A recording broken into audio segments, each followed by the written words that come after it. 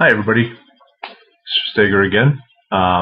We're going to start looking at water erosion. This is the second activity in our QUIVERS investigations in erosion and weathering. The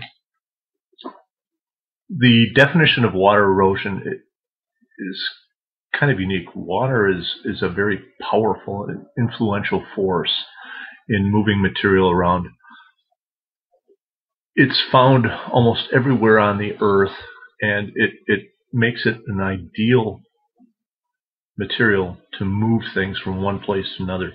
That can be material caught up in the frozen water, the ice of a glacier. It can be in a raging river. All of these things make excellent tools to move material around. A couple examples that we might find here in Wisconsin. In the northern part of Wisconsin, we have the Apostle Isles. Beautiful, beautiful area. If you ever get a chance to go, please do. The image on the left, you can see where the wave actions from Lake Superior over thousands and thousands of years have eroded away the stone on the shoreline of this area, creating these really unique structures. The right-hand side is a place that we're going to visit called Parfrey's Glen. This is by Devil's Lake. It's kind of around the Baraboo area. The water that's run through this sandstone has eroded things over, again, thousands and thousands of years.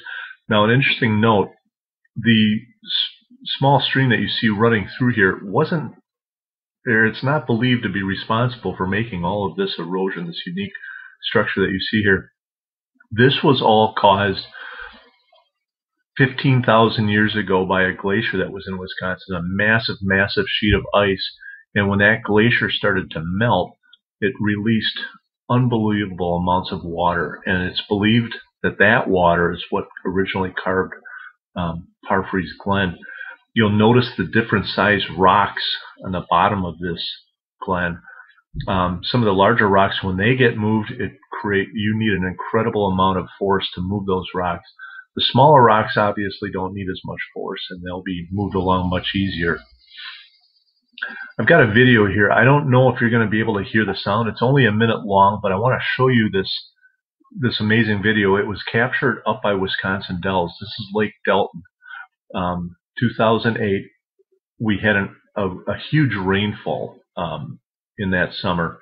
And what happened is it caused many of the structures that man created, it caused those structures to fail. So I'm just going to play this. You may not be able to hear it, but I do have a link in our QUIVER outline that you can access and look at the video itself with some audio. It's taken from a newscast. When I got here at 7 o'clock, the road over A was all water. I'm going to speed it up a little bit. By 10:30, this is what it looked like.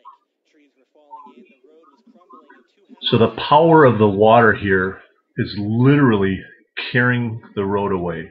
It took the road completely out. Millions of gallons of water had yet to come through. This house went down at 11:30. At that point, it was thought that would be the last one because the two houses next to it. As the water eroded the banks that these homes are built on, the homes didn't have the support they needed to stay complete, and they just fell apart. The other house is going in right now, Carlene. It just broke down the bank and it's starting to slide into the river.